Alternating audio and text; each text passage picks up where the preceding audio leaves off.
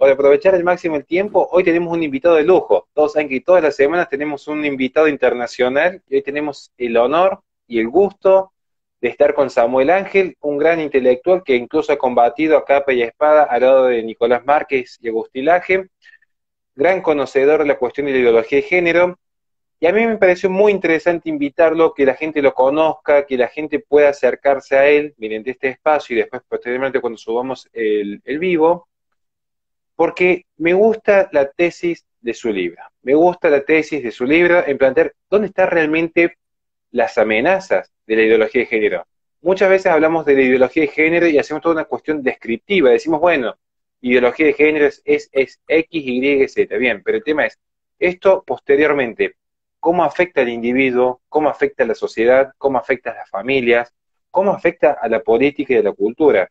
Así que sin más preámbulos, nos gustaría cederle la palabra a usted y que usted nos pueda exponer libremente todas las connotaciones que tiene la ideología de género, cuál es su visión sobre este fenómeno y dónde ve usted que radica la principal amenaza.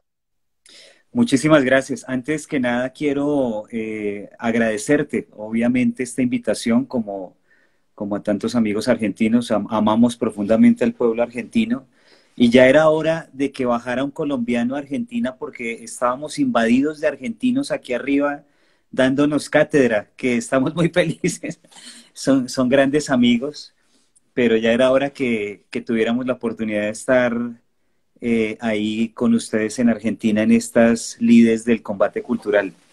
Eh, pues mira, muchísimas gracias por esta pregunta, una pregunta muy grande, una pregunta hecha por una persona que se nota su estudio, se nota que va a la corteza del asunto.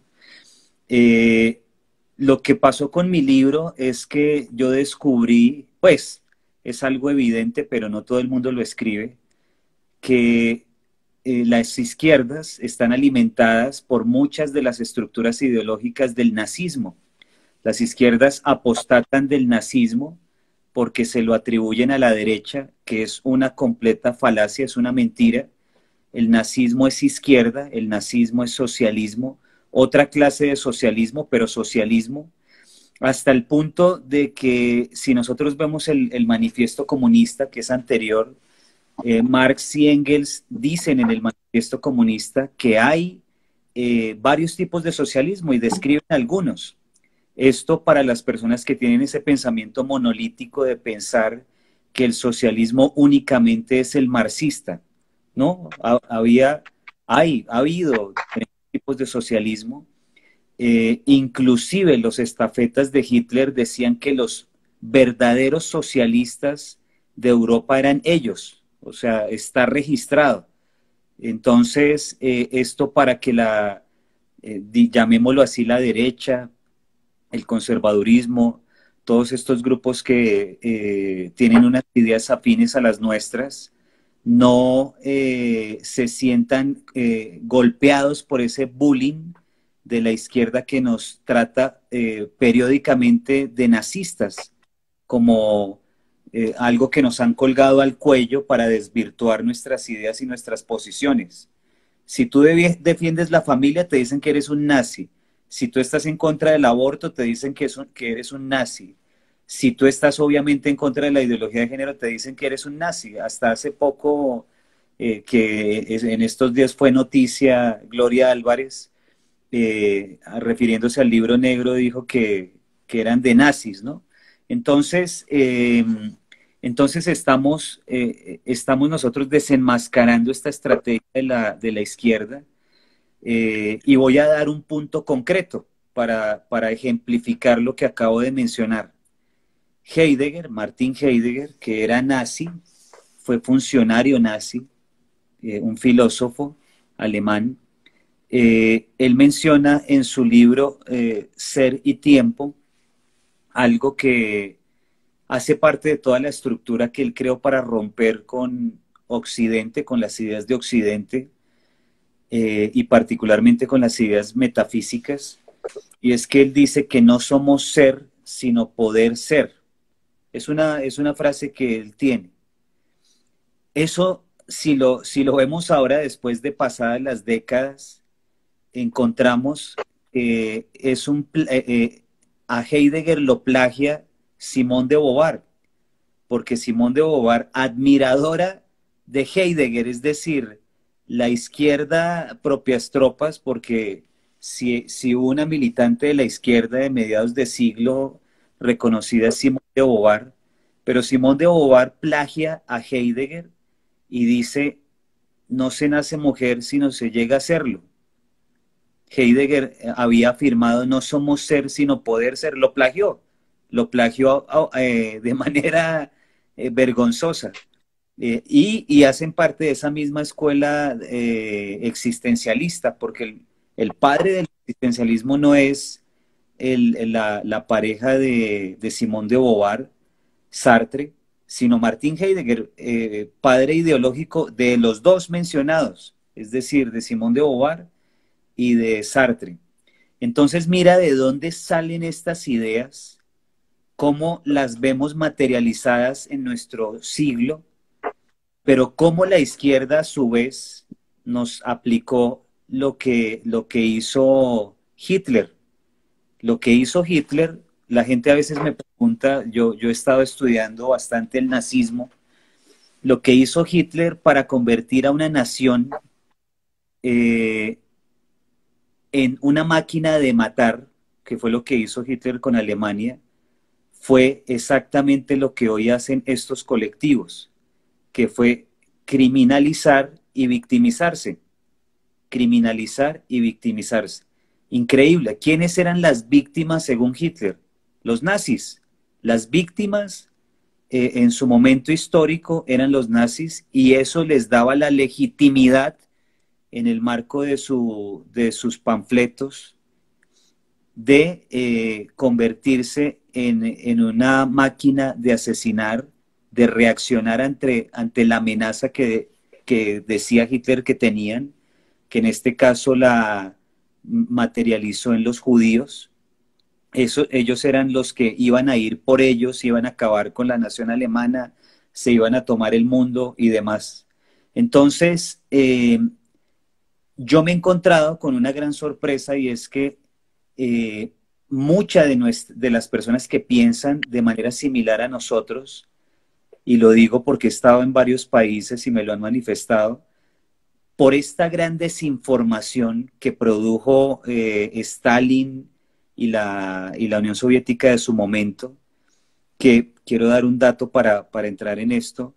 Stalin y Hitler fueron socios en el inicio de la Segunda Guerra Mundial, iniciaron juntos, iniciaron como haciendo un acuerdo para despedazar a Polonia.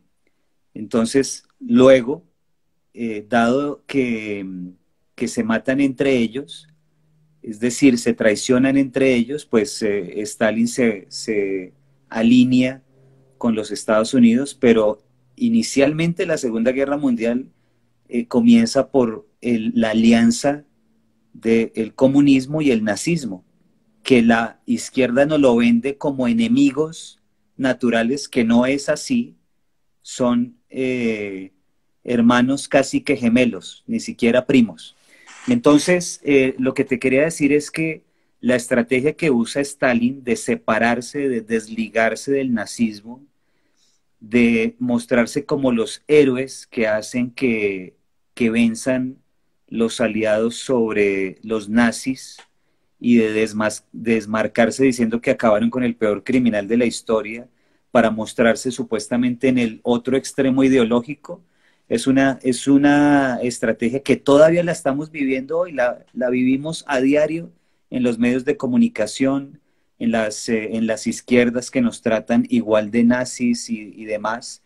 Pero me he encontrado, como te decía hace un momento, no solamente con esa estrategia de marcarnos con esa etiqueta, sino con que por esa desinformación precisamente con el aparato propagandístico de la Unión Soviética, hay personas que se identifican como nazis, siendo provida, siendo, digamos, católicos, o sea, digamos, el diferente espectro de personas que están cerca de nuestras ideas.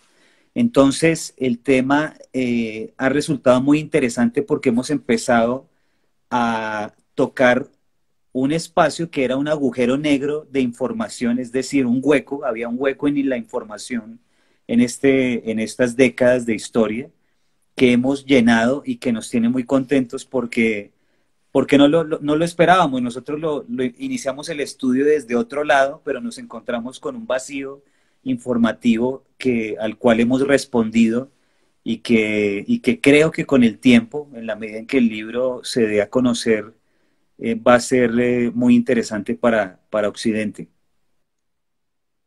Excelentísimo. Y en este repaso histórico que estamos haciendo el día de hoy, nos parece también interesante el paso que ha habido desde aquellas viejas prácticas totalitarias que en principio parecían haber quedado en el pasado y hoy por hoy vemos que se han ido hegemonizando en términos culturales a lo largo y ancho del planeta. De hecho, el globalismo termina siendo una suerte de práctica totalitaria transnacional. Hoy el globalismo lo podemos entender como aquel proyecto político que busca dirigir el destino común de todas las naciones.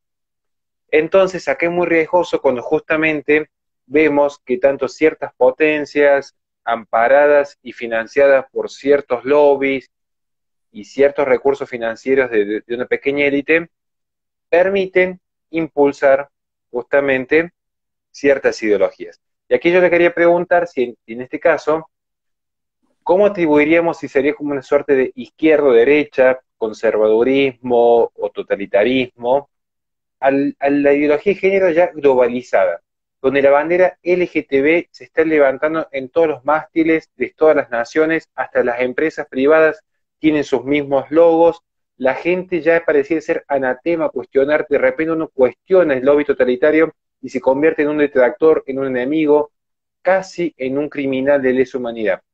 El fenómeno de la globalización y la ideología de género van de la mano, son fenómenos independientes, se necesitan mutuamente. ¿Qué análisis usted al respecto y qué vínculo guarda con esta vieja dicotomía de izquierda-derecha?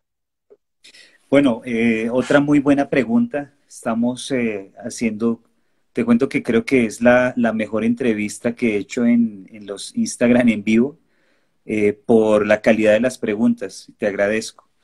Mira, eh, y es una muy buena pregunta porque las personas no enlazan hoy en día con lo que estamos viviendo del coronavirus y el confinamiento y este desbordado tema del globalismo que se está tocando tanto en estos escenarios, no lo enlazan con la ideología de género, como que se hubiese hecho una ruptura, ¿no? Veníamos combatiendo la ideología de género y se nos apareció el globalismo de un momento a otro, ¿ahora qué hacemos? No, es exactamente lo mismo, es exactamente lo mismo porque el globalismo a través, el ADN del globalismo es la ideología de género. La preparación para esto que estamos viviendo ha sido estas décadas pasadas de propaganda a base del tema de la ideología de género. Si tú te das cuenta, y es muy evidente, la ideología de género no tiene, hay una palabra que quiero usar que es específica para lo que quiero expresar, eh, no tiene, cuando tú tienes una identidad propia, cuando tú amas tu patria, cuando tú eres fiel, leal, digamos, con tu terruño, la ideología de género rompe con todo eso, rompe con la noción de familia, rompe con la noción de lealtad, no tiene lealtades nacionales. Por eso a mí me llamó mucho la atención en un canal de televisión muy conocido por Latinoamérica, TNT, que hicieron una promoción de la marcha del orgullo gay, esta del 28 de junio pasado, donde aparecían las banderas nacionales y se iban cambiando por la bandera LGBT y quedaba toda la pantalla como la bandera LGBT. La ideología de género, si tú lo ves en esos términos, es la bandera del globalismo. Borra las identidades nacionales, borra cualquier tipo de vínculo que podamos tener con el lugar donde vivimos, crecimos, nacimos, nos desarrollamos. Pero adicional a eso, en cuanto a la persona, y estoy viendo alguien que está escribiendo su famosa deconstrucción. La ideología de género es el instrumento que permite generar los ciudadanos, llamémosle ciudadanos, que no son ciudadanos, los seres humanos prototipo del globalismo. Los globalistas prototipo son las víctimas, llamémoslo así, de la ideología de género. Estábamos hablando en efecto de que justamente la ideología de género, y como bien dijo Samuel, no guarda ningún vínculo certero con una determinada nación. En efecto, la ideología de género fue la precuela del globalismo, por cuando lo que hizo es derribar todas las fronteras nacionales y permitir que tanto entes privados como los propios países levantasen la misma bandera, los mismos símbolos, los mismos signos. Y en este sentido vemos que tanto los estados que han justamente claudicado en su soberanía nacional, amalgamando su sistema jurídico, como ciertas empresas transnacionales también han terminado abrazando esta agenda, paulatinamente lo que hicieron fue que a lo largo y ancho del mundo, toda la gente termine dejando detrás su propia identidad, dejando detrás sus propias costumbres, sus credos, su historia, para dar paso a una única homogeneidad, a una única hegemonía que se mantiene como una tabla rasa, es como la culmine del proyecto totalitario y colectivista. Y en este repaso, cuando vimos que la ideología de género era como una precuela del globalismo, ya se explicó el porqué, tocamos el tema de la comunidad. Y en esto tenemos que tocar un tema específico. ¿Qué es la identidad? Porque en efecto la ideología de género tiende a borrar la identidad natural de las personas. Y no es solamente esta identidad natural en cuanto a diferencia de hombres y mujeres, sino a borrar también el pasado, las tradiciones, los credos que hacen a un pueblo. Todo esto está desapareciendo de la mano de la ideología de género. Entonces, en este nuevo mundo y en este nuevo orden que se plantea, ¿qué sería la identidad desde una perspectiva de ideología de género? ¿Hay o no hay identidad? Enlazar esto un poquito más allá, su humanismo, ¿no? Ideología de género como un proto-transhumanismo que hace que el ser humano esté abierto absolutamente a cualquier posibilidad para esa identidad que pierde, pero mucho más allá simplemente del tema sexual. O sea, si tú te das cuenta, la ideología de género resulta siendo un prototranshumanismo en los términos de lo que estamos viviendo hoy día con esta avalancha globalista tan fuerte. Por ejemplo, te quiero enlazar dos asuntos. Hemos visto, por ejemplo, personajes en Argentina como Florencia de la B. Hombre puede percibirse mujer y es mujer, ¿sí? El famoso caso del señor de Canadá que se autopercibe niña de 5 años, entonces el uno se hace la operación, el otro se acomoda sus ropas, perdiendo completamente su identidad, pero ¿hacia dónde podría llevarnos esto si lo pensamos en términos de prototranshumanismo? ¿Qué diferencia habría entre se pone senos a que en un momento un jovencito se ponga un chip en la mano, por ejemplo? Es decir, han corrido la barda de tal manera que ahora lo que llamamos transhumanismo está a la vuelta de la esquina, es decir, se volvió tan natural que nosotros perdamos nuestra identidad y nos hagamos operaciones, nos pongamos elementos salidos de nuestra naturaleza en nuestro cuerpo, que nos han venido llevando a esa apertura de nuestra mente y de nuestra identidad al transhumanismo.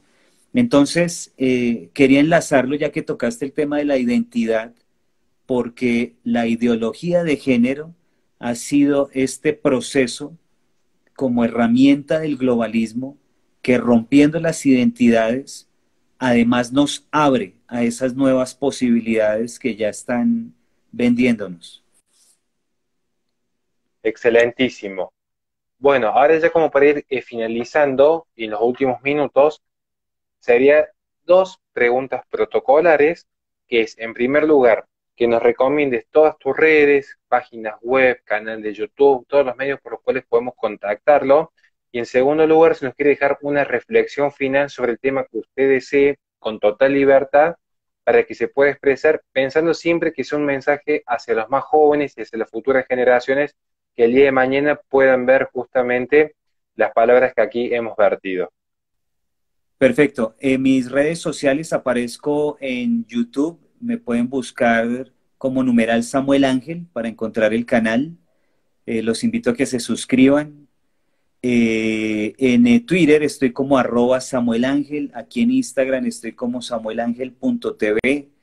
En YouTube también, perdón, en Facebook también estoy como @samuelangel.tv en el buscador de Facebook.